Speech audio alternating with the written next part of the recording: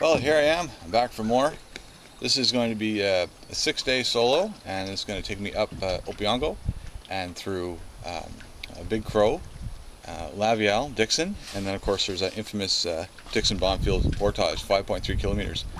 And I've got a long way to go. It's over 100 kilometers, and the longest journey, of course, starts with a single step, or in this case, a single stroke.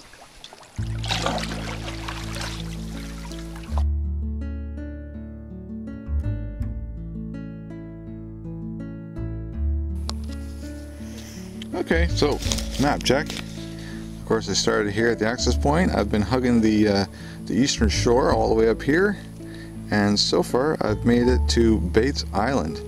I'm just rounding the point now, and straight ahead I'm looking at all that, and here's what all that looks like. That's not even all that. What have I gotten myself into? I think what I'm going to do here is stop and on Bates Island and just sort of wait out the windy part of the day, stop and have my main meal. This is a technique that I've read about for big lakes. And then in the evening, when things calm down, then I'll take on the big part of Opeongo. Of course, the risky part is it may not calm down. It could turn out to be a windy evening, and then I've set myself behind schedule. Of course, it looks very calm right here because I'm on the trailing edge of the island here. I'm downwind of the island, and I came here specifically just to catch a break. Earlier, it was very rough and windy. But I had just started. I wasn't ready to pull over yet. But it's been an hour or so, I think, since I've been on the go. And yeah, I think I'm going to stop here and do the lunch supper meal.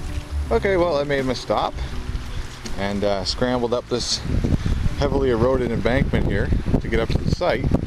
And now that I'm up off the ground, or up off the water, it's quite a view. And it looks like it's a good thing I pulled over, because it appears that the main winds of the day have really begun, and got a long way to go. Just a quick consulting with the map here. I've verified that the East Narrows is there, and the Narrows going to the north end is there. That is Windy Point. If that's Windy Point compared to, say, the rest of it, I don't think I want to go there yet until after supper.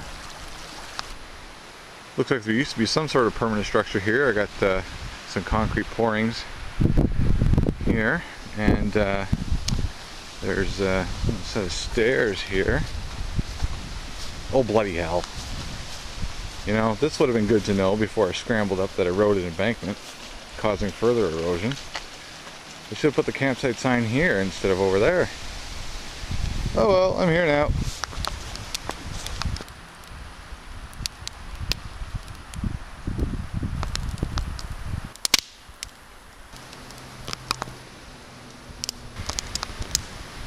In addition to enjoying my wonderful steak, look what I'm not enjoying.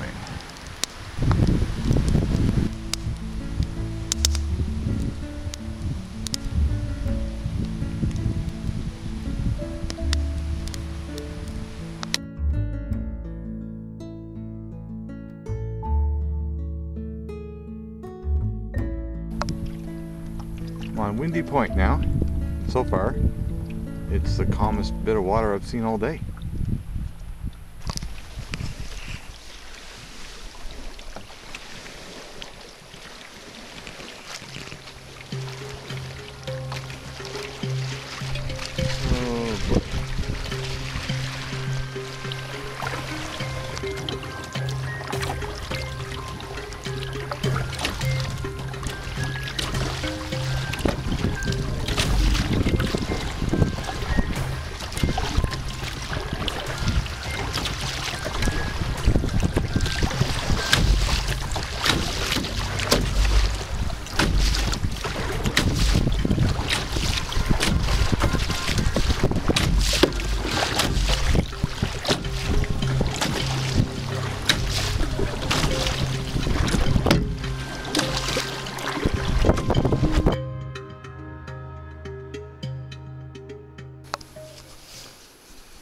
Okay, well, I'm stopped again, maybe for the night.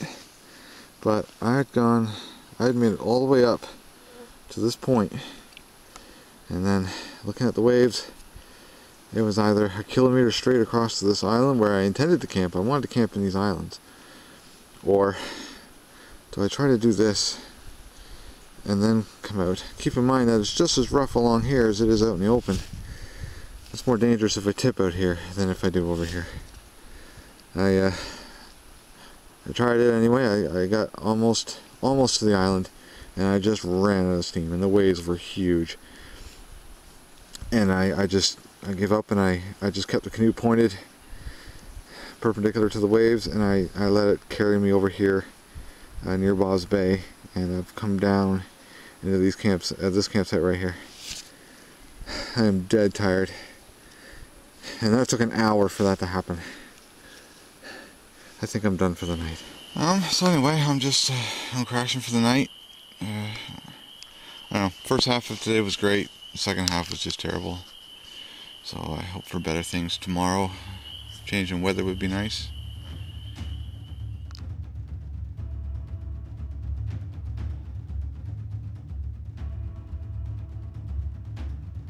There's an island over there with a bunch of dead trees on it. I saw that island once this morning, and for some reason I thought I was up the east arm. I'd forgotten that I'd already passed the east narrows. So I kept on going, and I kept to my left.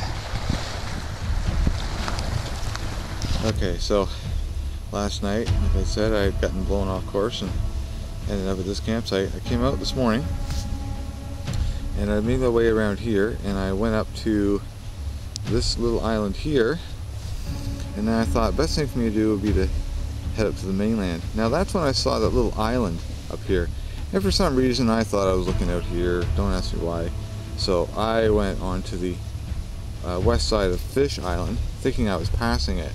And then I got out into here and I got lost. I couldn't figure out what was going on. It took me a while, but I did figure out that this was Fish Island, based on this campsite here. And then come back out. Now I'm up into Opeongo North proper, sitting at this campsite right now, just taking a rest. And I got a ways to go yet. And it's getting windy.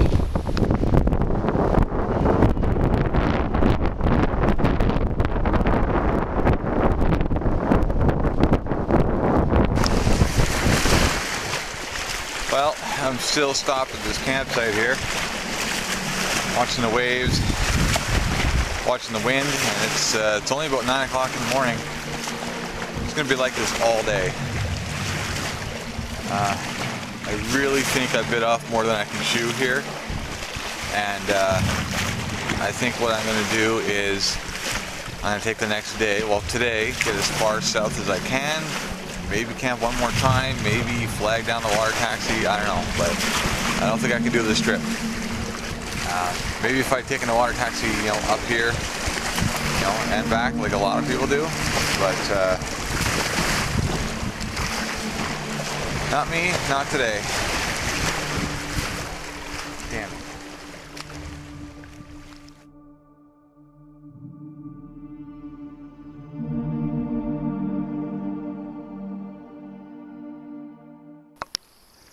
Okay, well, I've managed to cross the western narrows.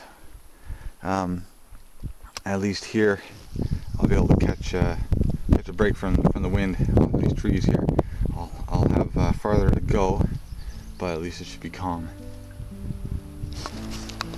Okay, so I'm in Grand Bay now. I'm in the southern shore of Grand Bay. I managed to cross over by that island over there, and I'm just going to look for a campsite here and pull up and have some lunch. I believe the first campsite I'm going to see is at the end of that point, way over there. That's where I tried to jump off of last night to get to those islands, and got blown off in the distance. Well, I made it to the site at the end of that point. I'm going to stop and have some lunch and take a much needed rest, and just have a look here. This is what South Opeongo looks like. Looks a lot like North. But I'll have the wind at my back, and I'm still going to hug the shore for a little bit of protection. In case you're wondering what this is a buff. I got this. It's just a bit of a headscarf with like a thin tube sock for your head. And there's a bazillion different ways you can wear it. I'm wearing it, keep the black flies off the back of my neck. Here's a good look at what I just come out of. That there is the island I tried to paddle to last night before getting whisked away that way. The Western Narrows are up through those islands, and I had thought that the Western Narrows were up that way. That's not. That's Grand Bay. That's where all that wind is coming out of. So when I got up this morning from down there somewhere, and I looked up there, I thought that's where I was supposed to go. I got into those islands, got lost, found my way, got into the north arm up that way, and then came all the way back, all the way down Grand Bay, and then back out this way to this campsite I'm at. Hey, one of the good things about bailing early, I could eat whatever I want today. And today for lunch is going to be chicken teriyaki with rice. And this is just add water, seal it, let it sit for 10 minutes. It's great.